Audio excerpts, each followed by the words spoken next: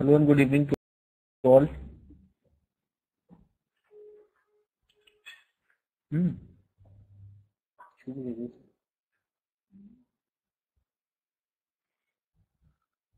Is my voice audible to all?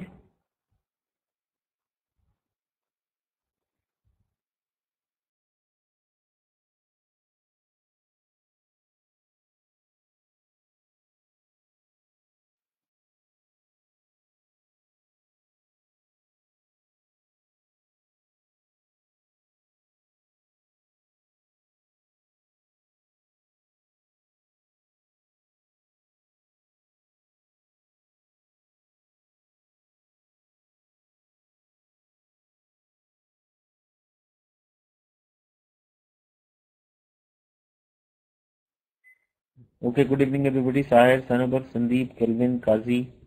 Is my voice audible to everybody? Crazy? Okay. Okay, good. So let's start the class. I think there is no other class going on apart from this one. So if most of you are aware that in most of the IT organizations or in non-IT organizations, there is a concept called project management. Suppose you have been made in charge of the project and you have to get the project completed on time. Now you have to recruit students for your project. You have to get work done from them. You have to appreciate them. You have to motivate them. You have to give appraisals to them from time to time. You have to pay good salary to them. So all those steps are needed for a project manager to be successful. Apart from that, project manager has also to meet the timeline that within the required time and within the required budget being allocated by the stakeholders to them, so they want to get their project completed on time. So now what is project management? I mean, in our day-to-day lives we are coming across a lot of projects. So how we manage those projects, what strategies, what skill sets we require to manage those projects is a challenge. So there is a study in project management and there are a lot of certifications available online to clear such as PMP. PMP certification is a project management practice certification. So this is how there are a lot of certifications available. So so to understand all those stuff, let's see a video on a project management that will give you a more detailed insight of what exactly is project management. Because all of us are working on a lot of projects in our offices, but we don't exactly understand the strategy we used to follow, the terminologies we use in the project management, like what is business analyst, what is project charter, what is resource planning. So there are n number of things are there. So we need to understand them so as to deliver our best in the project. So for that, let's see the basic concepts, what exactly is project management. So I'm playing a video for you and I want that everybody must listen to the video carefully and jot down all the important points you find in the video. Okay?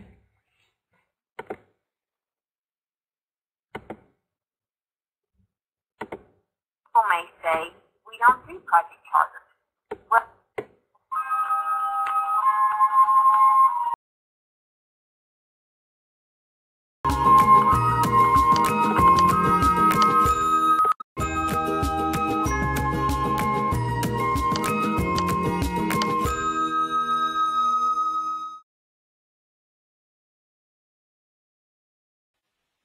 hello, I want to welcome you to projectmanager.com and our webinar today on how to manage projects. Hello, my name is Jennifer Witt and I'm the program director for projectmanager.com. Today we want you to be involved with us. We've got several ways. We're very social, and as you listen to this webinar today, we invite you to tweet the tips you might hear that might be helpful for other project managers. So if you have a Twitter account, all you have to do is log in to your Twitter account, and as you see in the top right-hand corner, you can type what's happening. We have some codes here that you can use, some codes and hashtags. So you can use @projecttips using the hashtag project manager. For instance, up at the top I have one, at project tips and trends in 2012 for project managers. And you can see that comes up on my own Twitter account. And then as well, we have projectmanager.com has a very active LinkedIn group, has over 100,000 members, so you can definitely leverage the community of project managers on other questions you might have, tips and techniques, or maybe even some best practices. I come from a family of sports and was an athlete myself, and I know that every spring I had spring training, so I had to go back to the basics and learn the basics. So today, consider this as a basic spring training or boot camp and reminders of some of the basic project management principles. So for those of you who may be reviewing this webinar, you may be have managed projects for years, so consider this a refresher. Some of you reviewing this webinar may be managing projects for the first time, and you have many questions, and how do I get from point A to point B, or what am I supposed to do when? Which are some of the great questions you have in project management. But we're going to actually go through the project management life cycle today, step by step, and going to introduce some of the concepts, some of the principles, some of the terminology, and hopefully answer some of the questions you might have. We're also going to provide a roadmap, because, again, some of the questions are, how do I get from here to there? So we're going to provide a roadmap for you in how to navigate, and if you find yourself lost in a project, how to get back on track. We're also going to provide some project management resources and give you some ideas on where you can go for additional information for your projects. And then, last but not least, next steps. One of the main things that I like to know once I've had a training or session or overview is, like, where do I go from here? What are my next steps? So we want to provide you some ideas of next steps that you can make on your own to implement some of these strategies. So for the project management life cycle, I'm sure no matter where you've been, there's been, this probably looks familiar to you. Some of you may have heard of the life cycle of plan, do, check, and act. Well, this is similar. This is the project life cycle. And for those of you who may be familiar with PMI, the Project Management Institute, who also has come up with the PMBOK guide, the Project Management Body of Knowledge. We're going by some of the basic principles that you may see familiar from the PMBOK guide. So the project life cycle that PMI and the PMBOK guide references, as well as some of the other methodologies that you might have seen from, if you're familiar with Prince and the Prince 2 methodology or some of the other methodologies you may have seen. But the life cycle is initiating, planning, executing, and controlling, and closing. So if you see this cyclic life cycle, it goes counterclockwise. So it begins with the yellow. If on your screen you can see colors on your screen, starting at initiating in the yellow, it goes to the planning part of the life cycle, to the executing and controlling, and to the closing.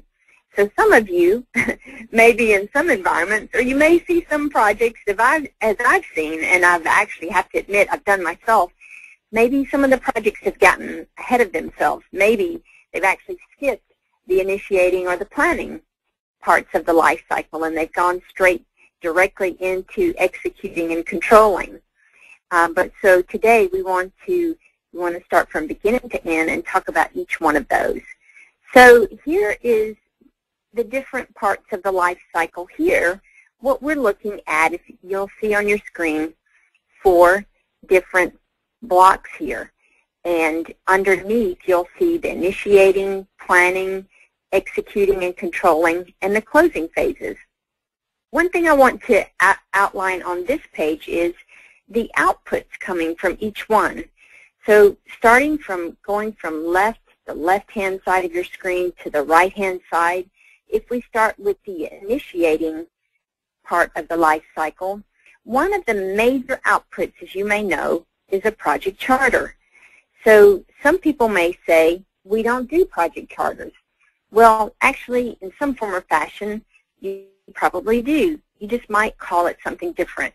As a matter of fact, in some organizations, you may be referencing this as maybe a statement of work, something that's generated from there, or a business case, some document that actually gives the authority and approval to move forward on a project. In the next part of the life cycle is the planning phase, the planning process.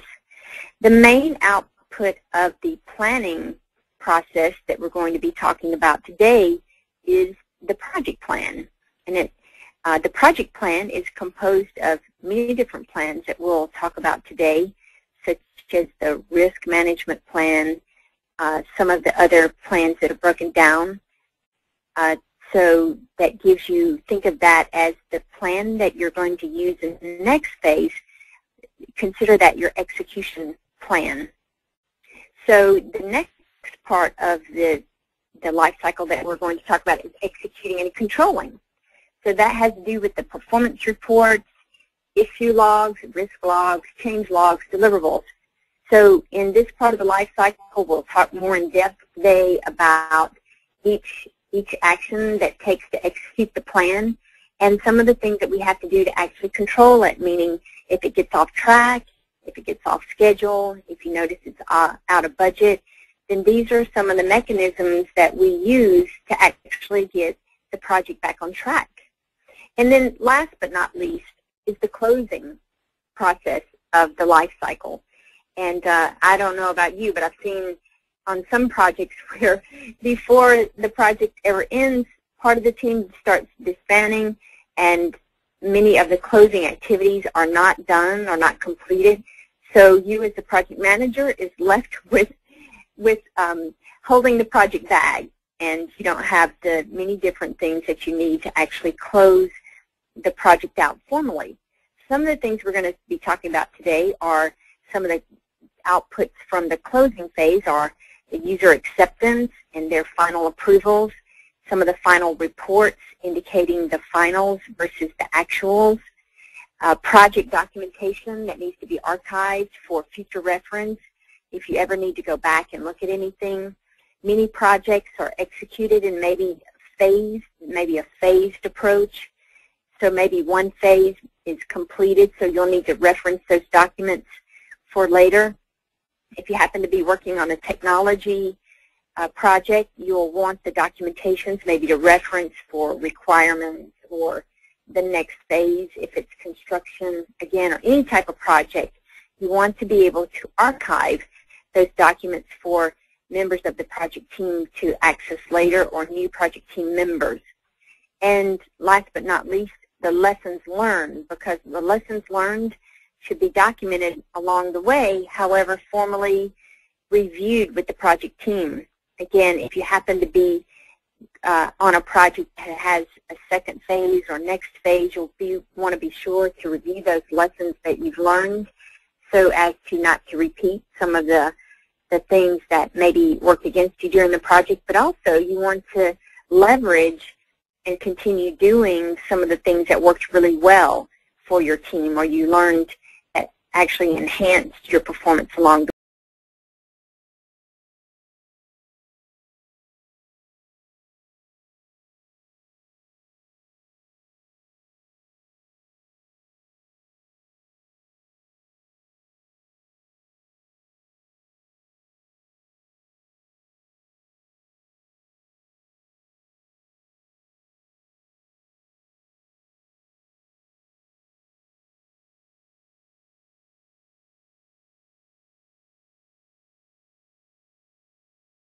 way. So you want to keep doing the good things and stop doing the bad things. So let's take a look at this. So we're going to be spending quite a bit of time looking at this slide because we're actually going to go through each one of these, but we call this the roadmap, a project roadmap. And as you can see, starting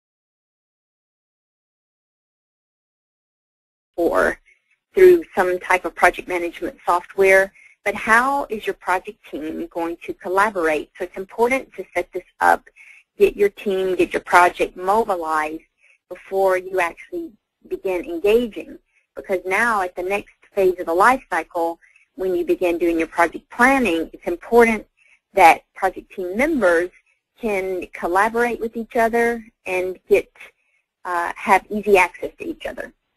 And then before you go into the project planning process of the life cycle, at this point you want to perform a phase review. So what does that mean? So this is great. Some environments may call this a gate review. Some call it a phase review. But what this means is before you close out or before you go to the next process of the life cycle, you want to make sure everything's been done. So think of this as, say, a checklist or a review or an assessment. Have we done everything? Do we have everything that we need in order to go into the next phase? Because if you don't have the information, if you don't have the approval, you don't have the team, you don't have your project office set up, so you don't want to get ahead of yourself and then not be ready. It's the hurry up and wait game. So perform your phase in review. If you find that you do not have everything, then you need to be sure to go back and get the project deliverables or the outputs that you need, because the previous slide that we showed with the outputs are important as inputs into the next phase. So the outputs from the project initiation phase serve as the inputs into the project planning.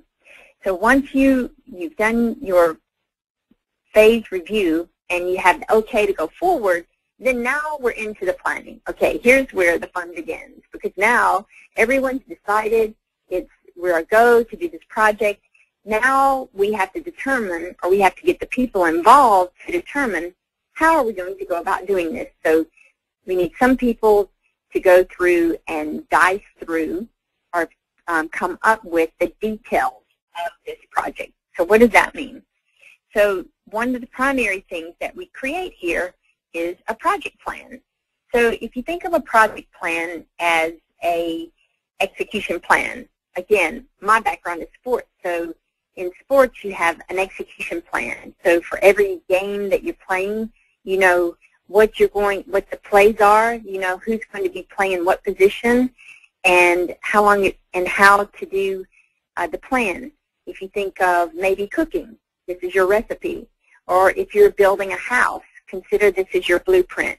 But the project plan is the plan that you use to determine how we're going to go about doing this project. The major output of the project planning phase. So you create your project plan, and previously on the previous screen, on the outputs, we mentioned that the project plan is composed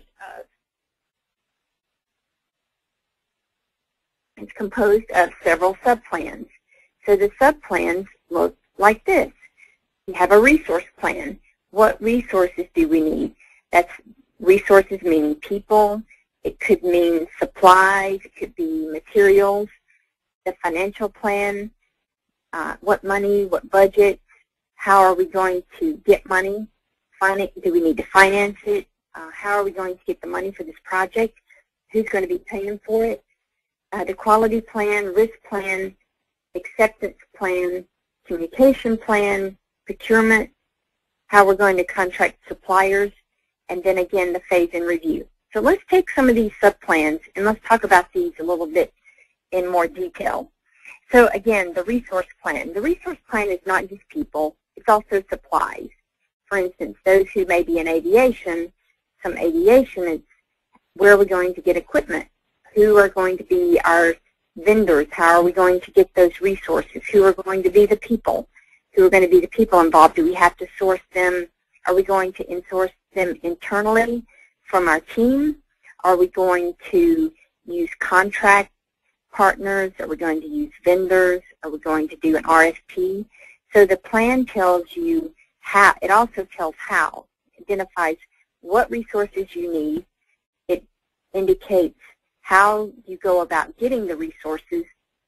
It also indicates who needs to approve those resources in order to get them. Then we create the financial part of the plan. Again, that has to do with finances. How are we going to finance the project? Does the money come from a cash reserve? Is a certain business unit paying for it? Are you in partnership to pay for it? If anything changes on the financial plan, how are we going to do it? What is the process? Does it come through a certain board? Are certain people authorized to make those decisions? Who gets the final approval of anything changing on the financial plan? Then we create the quality plan. Quality meaning what quality statistics or what quality features are involved for the products. For instance, if you're producing a product or if you're producing a service, what quality measures have to be met in order for this to be approved. So there's certain statistics involved in the quality plan. Who comes up with those metrics? Who sets them? Where do they come from? Some may be outside standards. For instance, if you're in manufacturing of certain steel or plastics or other products may have certain industry standards that have to be met. How do you go about reviewing those? Who actually has the final approval for those? What is the process to get that done? Then the risk plan. You've got to create a risk plan. So a lot of times many people are good at identifying the risk, but maybe not so good at identifying, okay, now that we've identified the risk, how do we go about assessing the risk, the impact of it? Is this a small risk or a large risk? Many times people get confused where they think something may be a small risk, but it could have a really huge impact. Or something could sound like a huge risk, something really big, but if it really happens,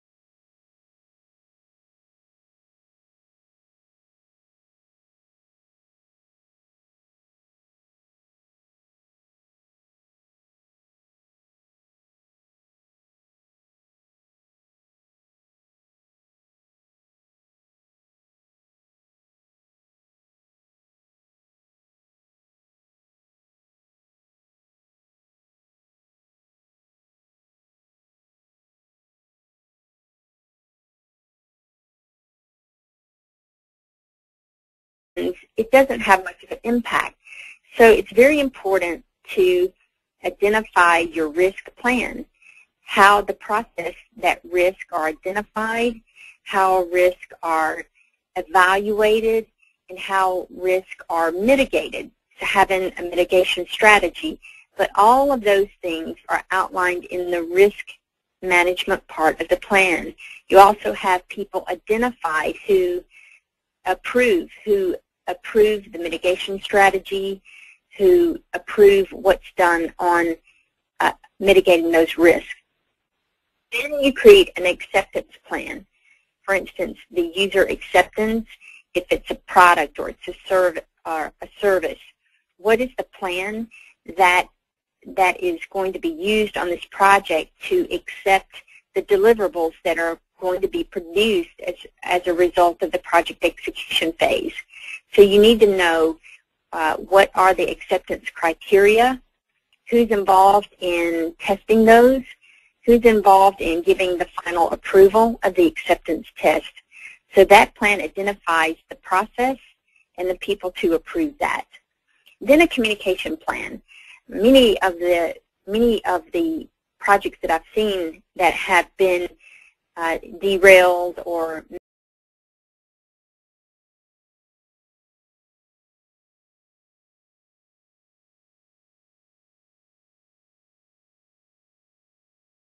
Okay, so Prabha is saying that that me should explain certain points on this particular video. So are you all able to understand? This video is basically on project management, right from the initiation phase, planning phase, starting phase of the project till completion of the project. This video is all on that. So if you see the video on that, there is project initiation, project planning, project execution, and project closure. So these 4 phases are there. In initiation phase, what you do is, in the initiation phase, you sit and decide what exactly you want to achieve. Because project is all about, first you want to make a business plan. You can call it a business plan, you can call it a business charter, or you can call it a project plan. It all means the same. So you need to first analyze the business, study the business. Then after studying the business, what you do is you plan, you review, you get the approval from the top management that how much budget is to be spent on the project, how much resources, whether it's a physical resource, it's an infrastructure-wise resource, it's a employee resource you are requiring for that particular project. Then once you get the approval for that particular project which you want to accomplish, once you get the approval from stakeholders, because stakeholders are the ones who would invest money into that, who would rather spend money on your project. So, and also from time to time you need to update stakeholders with the project development reports, that how much you have achieved, how much you want to achieve, what is the closing time of the project, how all those plans, whatever plans you have for the accomplishment of the project, whatever challenges you are facing in terms of finance, in terms of procurement, in terms of hiring resources, in terms of technology, in terms of external factors. So a lot of things are there. So you need to discuss all those challenges, because your main motive is to get the project completed. So to get the project successfully completed, you need to follow certain project methodology. So for that project methodology, you have to move step by step. So PMBOK, if you have remember the starting, so PMBOK is the governing body which has a decided, like you study, like you have seen software development life cycle. So software development life cycle is a process of developing a software. Similarly, for project management, there is a project management methodology which is called as PMBOK. So PMBOK is nothing but a project management book of knowledge. So what is that? That is how you initiate the project, how you plan the project, how you execute the project, and how you close the project. So in the video, the lady is explaining you all those things, step by step what you have to do. And like at the first you see there is a develop a project plan, then understand a feasibility study, then I think the size is very small, but this is how, all in all, right from the initiation phase, from gathering business requirements, understanding business requirements, taking approval for the budget, hiring resources, then developing a project charter plan, then developing a technical design, documenting a functional design, then hiring software developers for developing those business requirements into technology, using the technologies available in the market. So all those things, procurement, then review meetings are there. Then once you close the project, you have to release the resources. So all those things, there is a process for that. If you will not follow the process, your project will fail. That is why in 80% of the projects fail, because there is no proper planning or defined guidelines for that. So for that reason, you have to follow the guidelines. So this video is all about how you start with a project, what approach, what strategy you follow to get the project completed on time, and so that you face less challenges while executing the project. So this video is telling about how to successfully implement a project. So this video is on that. Okay, Prabha, it's clear now?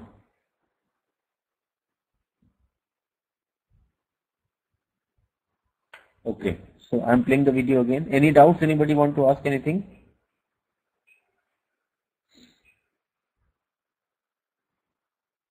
Okay.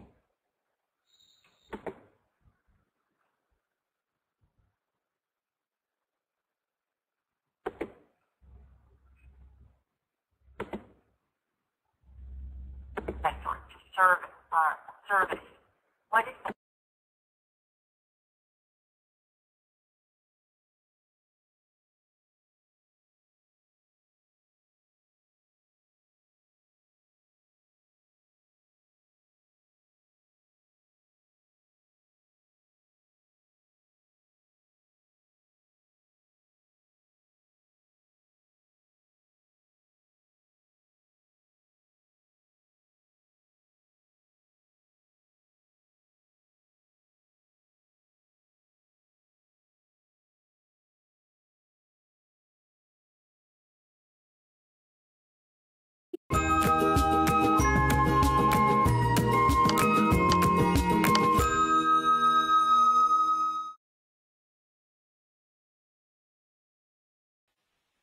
Hello, I want to welcome you to projectmanager.com and our webinar today on how to manage projects.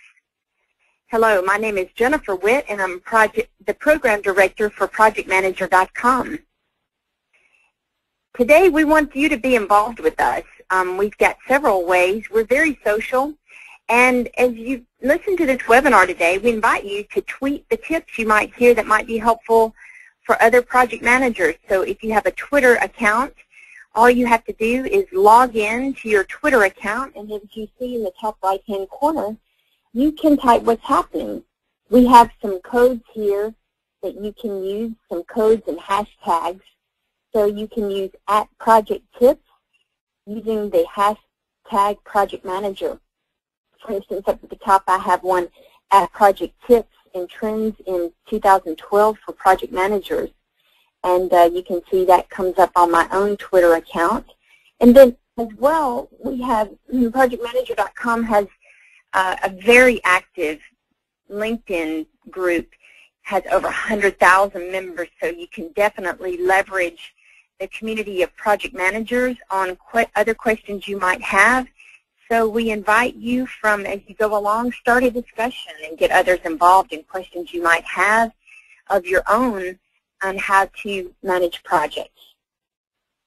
So today's webinar, I want to cover the agenda that we're going to talk about. Today, this session is a basic intro to project management. Some of the most common questions I have and some of the most common issues or problems we have is some of the basic principles in how to manage projects.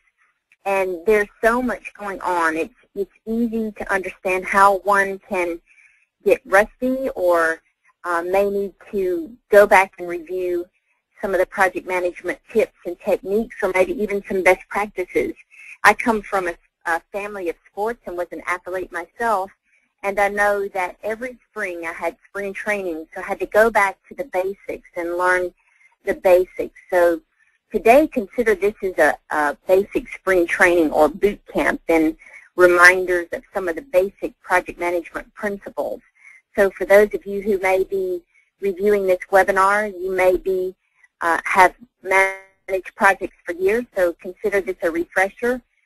Some of you reviewing this webinar may be managing projects for the first time, and you have many questions, and how do I get from point A to point B, or what am I supposed to do when? Which are some of the great questions you have in project management. But we're going to actually go through the project management life cycle today, step by step, and going to introduce some of the concepts, some of the principles, some of the terminology, and hopefully answer some of the questions you might have. We're also going to provide a roadmap because, again, some of the questions are, how do I get from here to there? So we're going to provide a roadmap for you.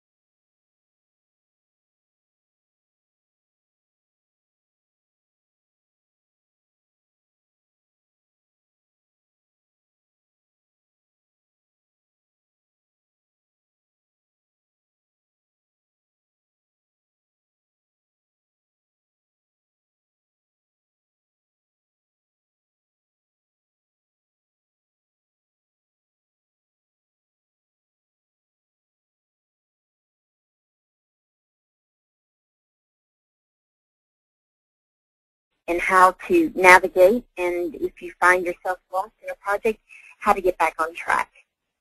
We're also going to provide some project management resources and give you some ideas on where you can go for additional information.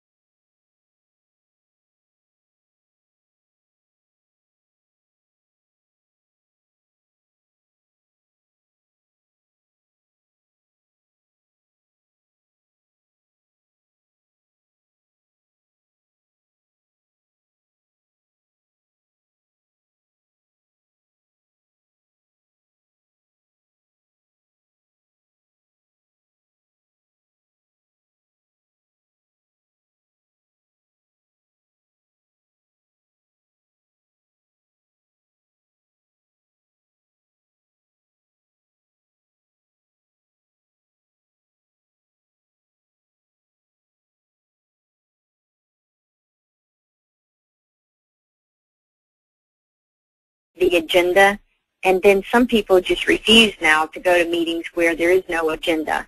So there's simple things that can be put in place. Schedule meetings regularly, keep them on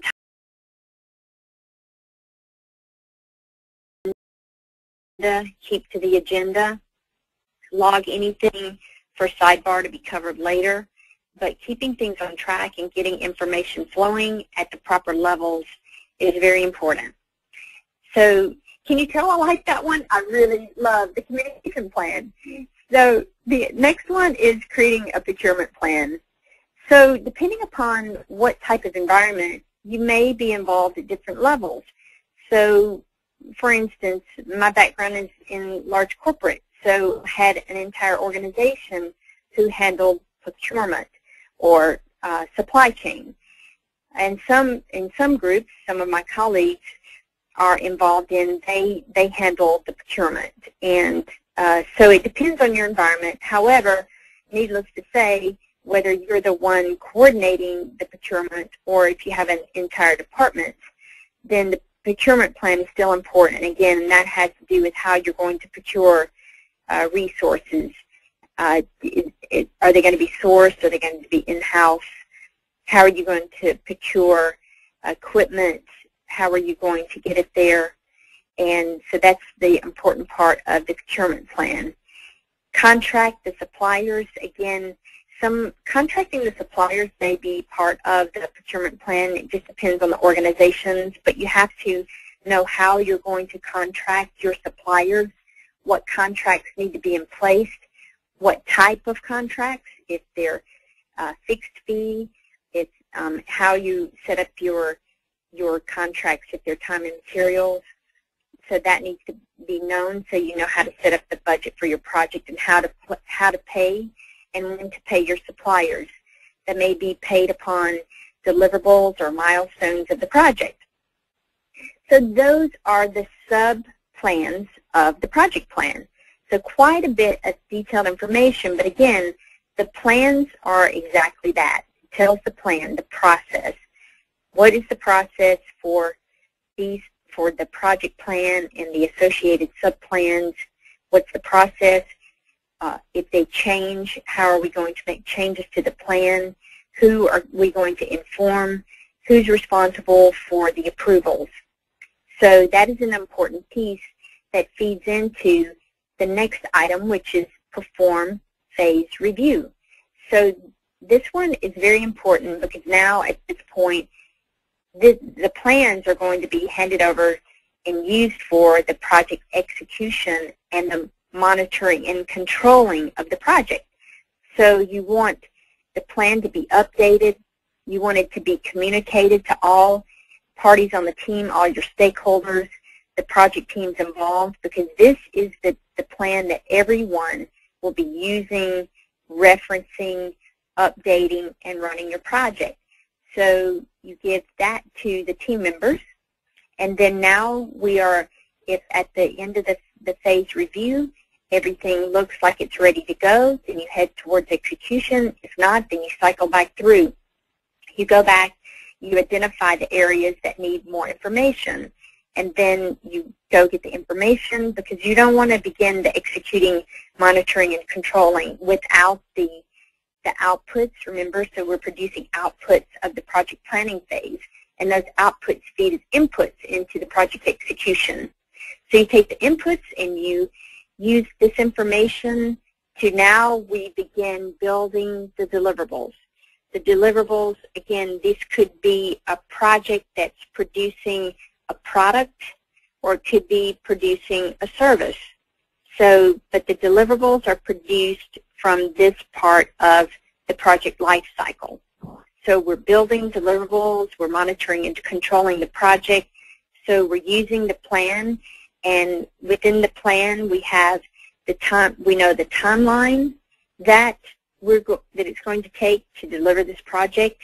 We now know the budget it's going to take for this project. We know the resources. We know the quality standards that we're going to have. And now we're going to use all that information to monitor and control. So if you look on the screen, you'll see the yellow blocks. and these are the controlling mechanisms that we use for the project. So here we start performing the time management aspects of the project. So we begin looking here, how are we meeting the schedule? Are we on time? Are we following the timeline? Are we still on schedule from a time perspective? And again, here we're looking at things where we're looking at, are we ahead of schedule? Are we behind schedule? If we're behind schedule, what are the things that we have to do to get this back on track? So we go to the project plan to see how we get that back on track. Then we're also looking at cost. So we perform the cost analysis. So during the executing, monitoring, controlling part of the phase, the team members are providing information back to the project manager on where they are. They're providing project status. Remember, from setting up the project office, you have some type of system in place to measure the timeline and the cost and the budget. So as deliverables are being produced, so you're spending money at this point. You're spending money on people resources. You're spending money on products. And maybe if you were getting some piece of equipment that maybe was delayed and you had to execute getting equipment from some other area, maybe you forgot something out of the project. You didn't identify some piece of materials, maybe equipment or something, some supply, so that you didn't account for. That goes back into the cost management system, because we have to see, are we still within budget? Are we over budget? Are we under budget? Those are the type of things that we're looking for in the cost management. Then we perform the quality management part of the project. Again, this is more around quality statistics. For those of you who may be in manufacturing, there are statistics that come out in maybe the gauge of steel, maybe the gauge of plastics or any kind of materials. It could be something where if you're producing software, maybe the quality of it is, it can't have so many defects. It has to, the software has to work at a quality level. So some organization or some group or your internal group is providing the metrics of what must be met. And then as the deliverables are produced, you're comparing, okay, how does this meet? How does this gauge, or how does this measure up to the statistics, the quality metrics that we have to meet? And if it doesn't, again, it goes, you use the associated part of the project plan to say, uh-oh, this is not meeting the specs, this is not meeting our quality objectives. What do? So you go back to the quality management part of your plan to determine, how do we get this back on track? Who needs to review this? Who needs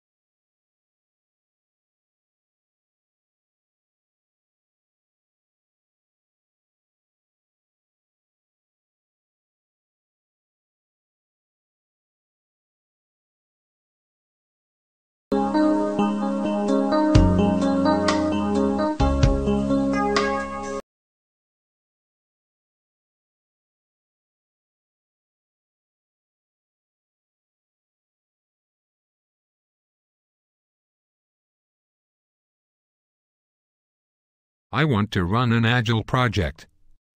Okay, so what does an agile project mean? That means I will deliver value to your business faster.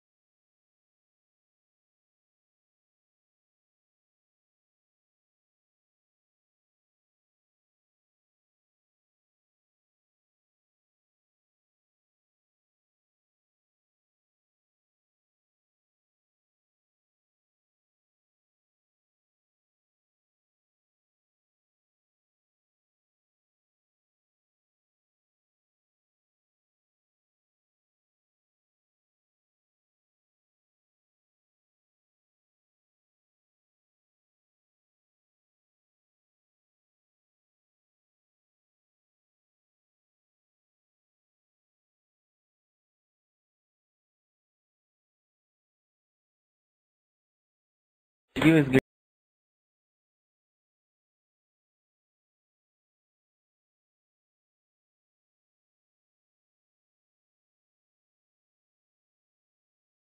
Video is getting little.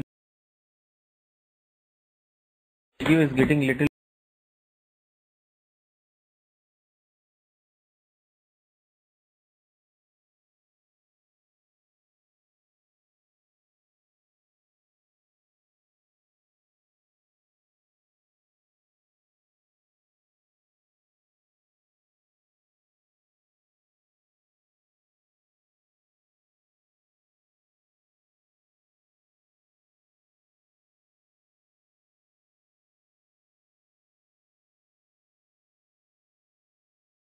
What is agile project management is. So let's see a video. What does this video has to say on agile project management?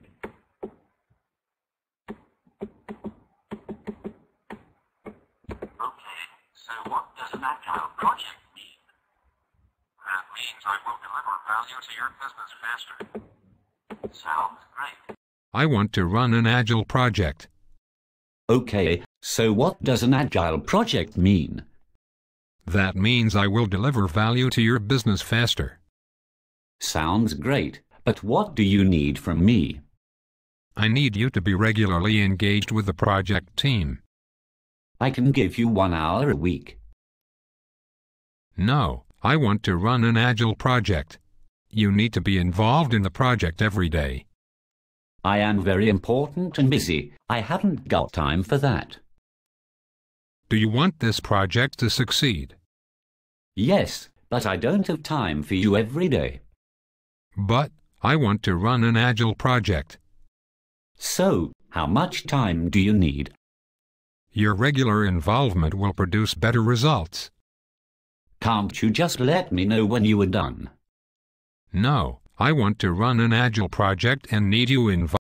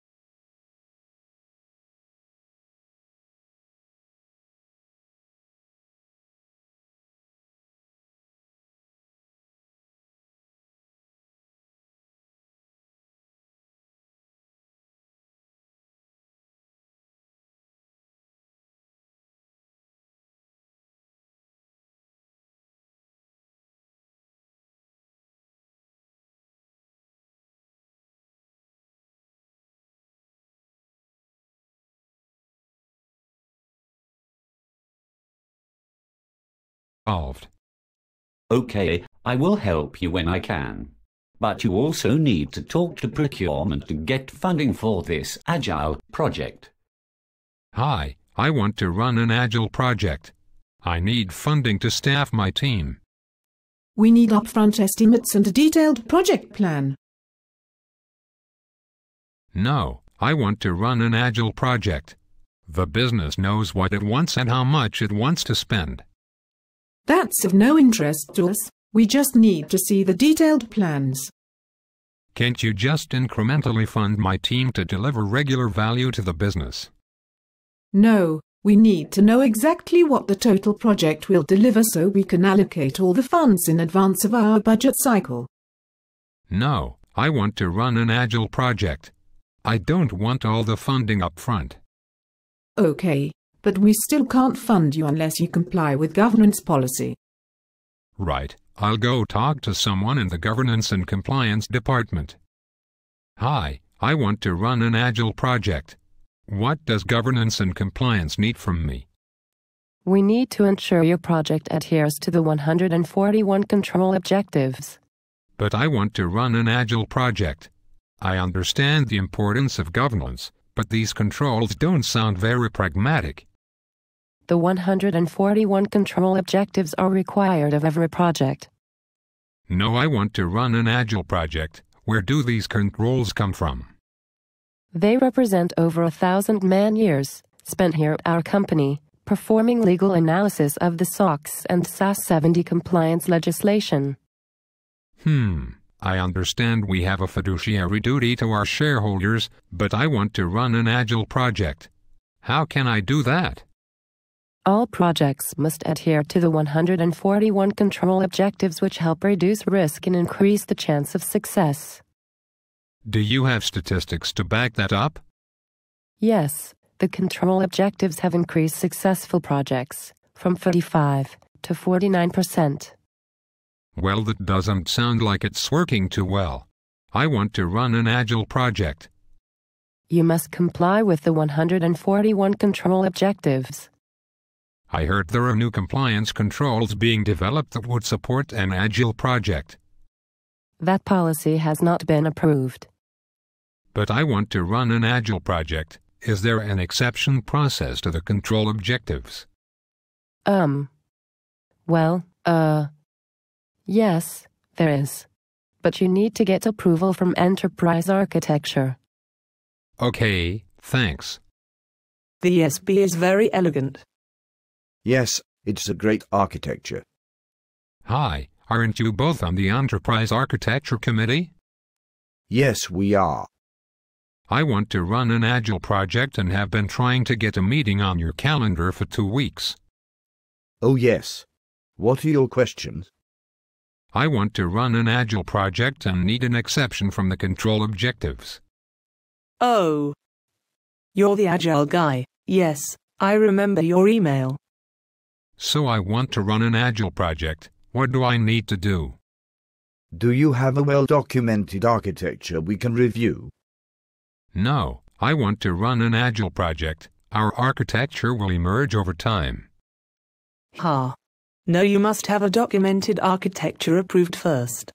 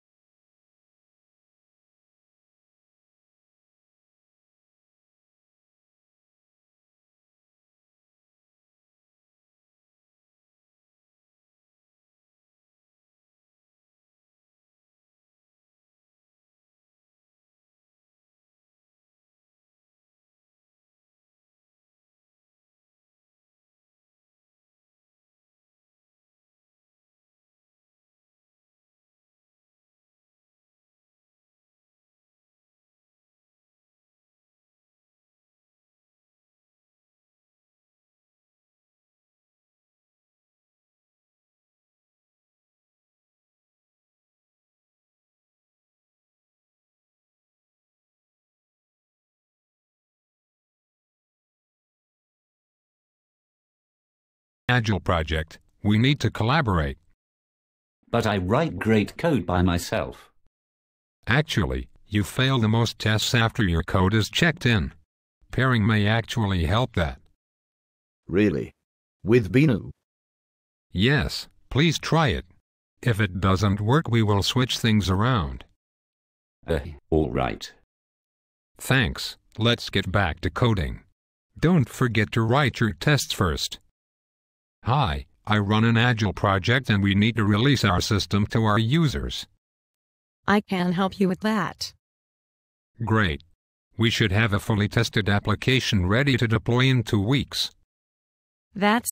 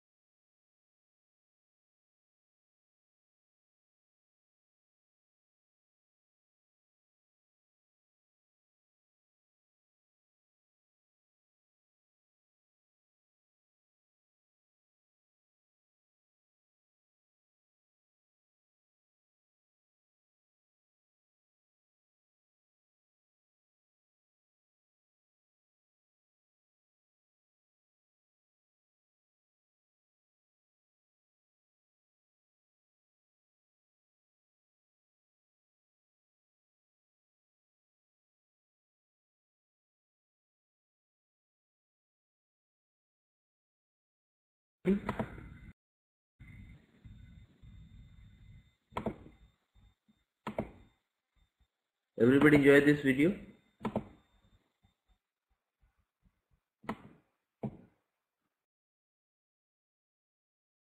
The project manager's story. Zach is a project manager and proud of it. He feels privileged to be a member of a well-trained and highly skilled profession. After all, without project managers, very little would get done. But despite all this, Zach is not a happy man. His sense of achievement is overshadowed by some well-known statistics. And whichever way you look at them, the statistics all tell the same depressing story. Most projects are doomed to failure. In fact, only 1 out of every 8 projects is a success, and almost a third are cancelled before completion. Project managers emerge from their training experts in process thinking. Project managers like Zach are great at quantifying the resources needed to complete a project, but process thinking hits the wall when confronted by the day-to-day people issues that bedevil most projects. Responding to angry or unreasonable stakeholders with process thinking only fans the flames. If project managers are going to deal successfully with people, they need more than process. Take Zach. He's making a presentation to the senior management team. Everyone's paying attention except Malcolm, who shuffles his papers and looks bored. Zach believes Malcolm doesn't respect him and thinks Malcolm wants his project to fail. Zach is angry and makes a mental note to try and avoid including Malcolm in the next meeting. Within a short time, Zach has made a number of assumptions that will have a major impact on his project.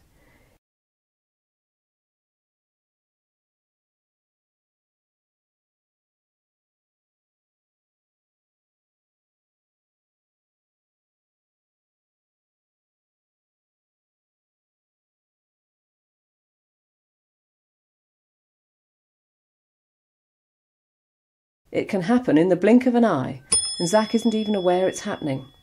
It's called a ladder of inference. And what Zach doesn't realise is that Malcolm is probably clambering up some rungs on his own ladder, creating even more problems for the project. Zach and Malcolm's story illustrates why project managers need to be aware that what people think affects what they do.